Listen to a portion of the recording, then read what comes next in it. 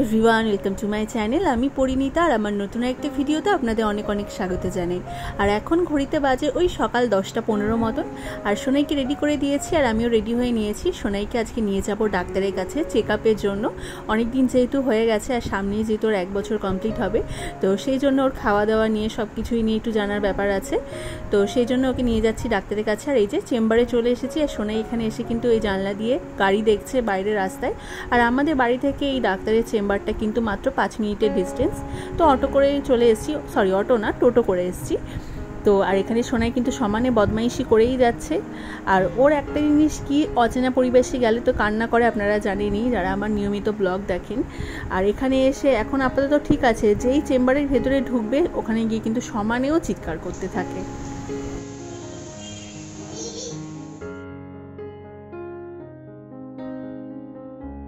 আর এই যে দেখুন, কোলে বসেও সমানে দুষ্টুমি করে যাচ্ছে। মানে মেয়ে হয়েছে বলে যে শান্তশিষ্ট লক্ষ্মী মেয়ে হবে ও কিন্তু একদমই তা নয়। সারাক্ষণ দুরন্ত পানায় দস্যিপনায় সারা বাড়ি মাতিয়ে রাখে সবসময়। আর সোনাইকে ডাক্তার দেখানো হয়ে গেছে, তারপর চলে এসেছিলাম এই ফ্লাক্সটা ঠিক করতে। সোনাই যেদিন জন্মেছিল সেদিনকার ওর বাবা এই ফ্লাক্সটা ওর জন্য কিনে দিয়েছিল জল রাখার জন্য। তো এটা আমার হাত লেগে পড়ে গিয়ে ভেতরে কাঁচটা ভেঙে গেছে, তো সেটাই ঠিক করতে নিয়ে এসেছি। আর সোনাইয়ের ডাক্তার ওর খাওয়া দাওয়া নিয়ে বললো যে আমরা যেই খাবারটা খাবো সেটাই ওকে দেওয়া যেতে পারে, ওর জন্য আলাদা করে কিছু বানাতে হবে না। তো সেটা অবশ্যই ওর 1 বছর কমপ্লিট হলে তারপর থেকেই করব। আর চিকেন যেটা আমরা খাই, আমরা তো একটুখানি রিচ করে করা হয়, তো সেটা ওরকমটা ওকে দেবো না, ওর জন্য একটু আলাদা করে দেবো চিকেনটা। বাকি সবই নর্মালি এক। আর আজকে আমাদের দুপুরের মেনু হচ্ছে মটন। তো মটনটা বেসিক্যালি আমি, বাপি আর আমার হাজব্যান্ডই খায়, মামনি খায় না, মামনির জন্য আবার চিকেন হয়। তো মাটনটা আগে একটু ম্যারিনেট করে রেখে দেবো, তার জন্য এখানে নিয়ে নিলাম 1 চামচ মতো নুন। তো মাটনটা ম্যারিনেট করে 1 ঘন্টার মতো রেস্টে রেখে দেবো, তাহলে কিন্তু খুব ভালোভাবে মশলাগুলো মাটনের মধ্যে ঢুকে যায় আর খেতেও কিন্তু খুব ভালো হয়। তো তারপর এখানে দিয়ে দিচ্ছি একটুখানি হলুদ।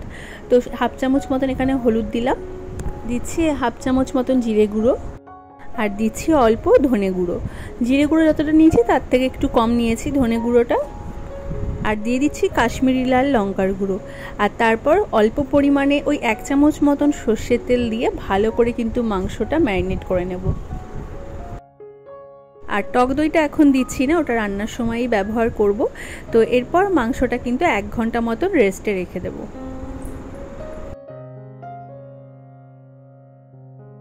আর এরপর কড়াইতে দিয়ে দিচ্ছি সর্ষের তেল। মাটন কিন্তু সর্ষের তেলে রান্না করলে কিন্তু খুব ভালো খেতে হয়। তো এরপর আলু কেটে নিয়েছিলাম, সেগুলো এখানে ভেজে নিচ্ছি, হালকা করে কিন্তু আলুগুলো সব ভেজে নেব। আর দিয়ে দিচ্ছি সামান্য পরিমাণে নুন। এরপর আলুগুলো একটু লালচে করে ভেজে নেব।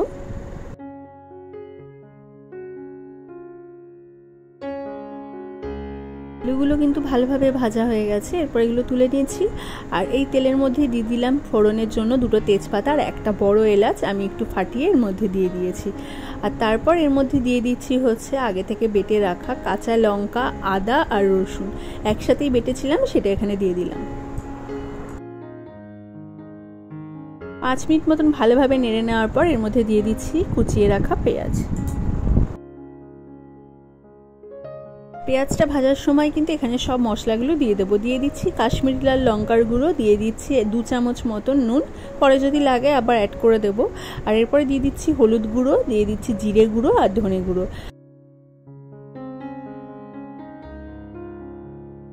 আর এরপর দিয়ে দিচ্ছি 1 চামচ মতন চিনি। চিনিটা এখানে দিচ্ছি যাতে পেঁয়াজের রঙটা কিন্তু খুব ভালো আসবে।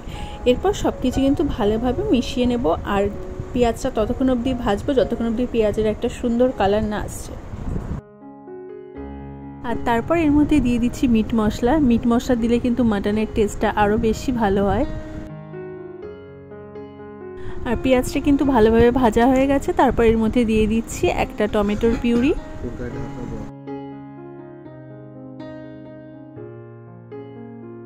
আর মশলাটা কিন্তু খুব ভালোভাবে কষিয়ে নিয়েছি আর তেল ছাড়তেও শুরু করে দিয়েছে। এরপর কিন্তু এর মধ্যে দিয়ে দেবো ম্যারিনেট করে রাখা মাটনটা।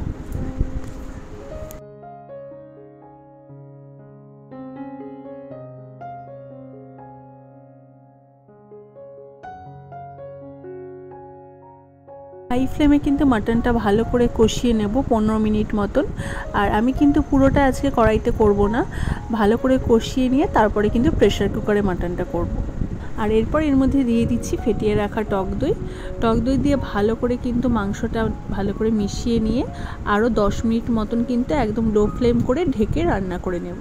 আর এখনও অবধি কিন্তু কোনো রকম জল দিইনি, কারণ দইটা থেকেও কিন্তু জল ছাড়বে আর মাংস থেকেও কিন্তু জল রিলিজ হবে, তো তাতেই কিন্তু মাংসটা অনেকটা সেদ্ধ হয়ে যাবে।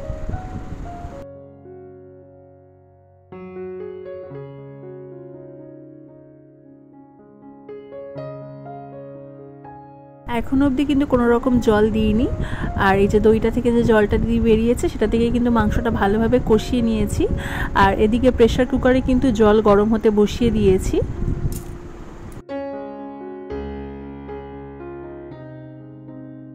প্রেসার কুকারের জলটা কিন্তু গরম হয়ে গেছে, তারপর এই মাংসটা এর মধ্যে দিয়ে দিচ্ছি। তারপর প্রেসার কুকারে 6 থেকে 7টা মতন সিটি পড়তে দেবো।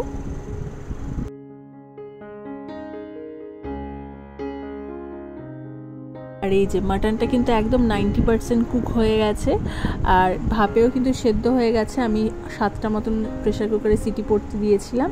এরপর কিন্তু যে চর্বিটা রয়েছে সেটা দিয়ে দিচ্ছি। চর্বিটা আগে দিইনি, আগে দিলে কিন্তু একদম গলে যেত, তো এখন চর্বিটা দিয়ে আরও 2টো সিটি পড়তে দেবো। এর মধ্যে একটা জয়িত্রী একটুখানি আমি গ্রেট করে দিচ্ছি, একটুখানি ঘষে নিয়ে তারপর জয়িত্রীটা দিয়ে দিচ্ছি। আর দিয়ে দেবো গরম মশলা আর দেবো সামান্য পরিমাণে ঘি, দিয়ে প্রেসার কুকারে 2টো সিটি পড়তে দেবো। ব্যাস, তাহলেই কিন্তু মাটন তৈরি। রান্নাবান্নার পর্ব মিটিয়ে সোনাইকে সাজিয়েছিলাম ছোট্ট গুমা। আর আমার যা দস্যি মেয়ে, একে সাজানো মানে বিশাল ব্যাপার। অনেক কষ্টে ভুলিয়ে ভালিয়ে সাজিয়ে বসিয়েছি আর এখন সে ভুবলুর মতো তাকিয়ে রয়েছে। আর এদিকে আমার যেই বিয়ের নাকছাবিটা সেটা নিয়ে এখন খেলছে। আর টিকলিটাও কিন্তু আমার বিয়ের, আর এইটা যেটা আমি পরিয়েছি সেটা আমার বিয়ের ওড়না। তো মাঝে মাঝে ইচ্ছে করে এইভাবে সাজিয়ে ওর কয়েকটা ছবি তোলার জন্য, কিন্তু ও তো একদম দুষ্টু মেয়ে, শান্ত হয়ে বসতেই চায় না। অনেক কষ্টে এইভাবে বসানো হয়েছে। কেমন লাগছে আমার ছোট্ট পুতুলকে কমেন্টে কিন্তু জানাবেন। আর এই যে এখন রেডি হয়ে গেছি আর আজকে বেরোচ্ছি। আজকে হচ্ছে দাদু ওকে জামা কিনে দেবে, তো সেটা কিনতে যাচ্ছি। আর এই যে ইয়াররিংটা এটা আমি বানিয়েছি, তো আজকে সেটা পরলাম। তো সবাইকে এরকম একটা সেম বানিয়ে দিয়েছিল হেয়ার ক্লিপ। তো চল ব্লগটা স্টার্ট করি। Up up up. আর এখন ঘড়িতে বাজে ওই সন্ধ্যে 7টা মতন। তো আমরা সবাই বেরিয়ে পড়েছি সোনাইয়ের জন্য কেনাকাটা করতে। আর সামনেই যেহেতু সোনাইয়ের জন্মদিন, তো সেই জন্য আরও বেশি কেনাকাটা হচ্ছে ওর জন্য। তো বাপি ওর জন্য পুজোয় যে জামাটা দেবে সেটা এখান থেকেই নেব। তো আমরা চলে এসেছি প্রিমার্টে, তো এখান থেকেই ওর পুজোর জামাটা কিনবো। তো এখানে আমরা দেখছি কোনটা কি পছন্দ হয়।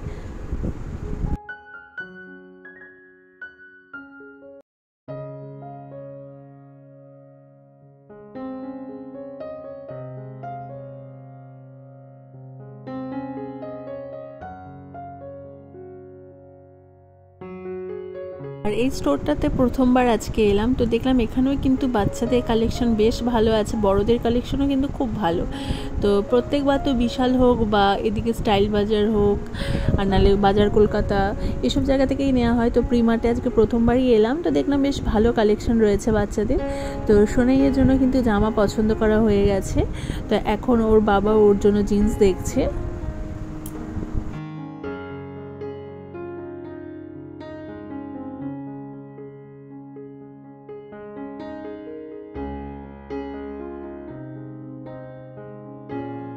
সোনাইয়ের জন্য কিন্তু এখান থেকে কেনাকাটা হয়ে গেছে আর ওর বাবাও একটা এখান থেকে জিন্স নিল, বেশ ভালো দেখলাম জিন্সের কোয়ালিটিটাও।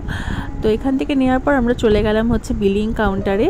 তো বিল করে নেওয়ার পর বেরিয়ে আমরা যাচ্ছিলাম হচ্ছে ফুচকার এই দোকানটাতে। এখান থেকে ফুচকাই খাই আমরা, ভীষণ ভালো বানাই এখানের ফুচকাটা। আর আজকে শ্রীরামপুর মার্কেটে এত ভিড়, রাস্তায় পুরো লোক ঠিক ঠিক করছে, সব পুজোর মার্কেটিংয়ের জন্যই এত ভিড় হয়েছে। তো এরপর আমি চলে এলাম এই ঘাগরার দোকানটায়। আমাদের জন্য সব জামা কাপড় কেনা হচ্ছে, ঠাকুরের জন্য নেব না তা কী করে হয়। আর আমাদের বাড়িতে কিন্তু বেশ বড় লক্ষ্মী ঠাকুর রয়েছে, তো লক্ষ্মী ঠাকুরের জন্য কিন্তু এখানে আমি ঘাগরা দেখছিলাম পুজোতে জন্য। তো 2টো ঘাগরা নেব, আপাতত আজকে একটা নিয়েছি পুজোর জন্য, তারপর লক্ষ্মী পুজোর আরেকটা ঘাগরা নেব। তো এখানে কালার দেখছিলাম কোনটা পছন্দ হয়। ঘাগরা নিয়ে চলে এসেছিলাম এই কুলফির দোকানে, এখান থেকে কুলফি নিচ্ছিলাম আর ও ওখানে রোল নিচ্ছিল। যেহেতু সব জায়গায় ভিড় রয়েছে তো এক একজন এক এক জায়গা থেকে নেওয়া হয়েছে। তারপরে চলে এসেছিলাম শ্রীলেদার্সেও কিন্তু আজকে বেশ ভিড় ছিল। তো ও নিল এখান থেকে একটা জুতো, এই জুতোটাও পছন্দ করেছে। আর তারপরে হচ্ছে আমরা বেরিয়ে পড়েছিলাম বাড়ির উদ্দেশ্যে। তো এখন এখান থেকে টোটো ধরে তারপর বাড়ি যাবো। আর সোনাই দেখছো কি করছে, টোটোকে ডাকছে আয় আয় করে।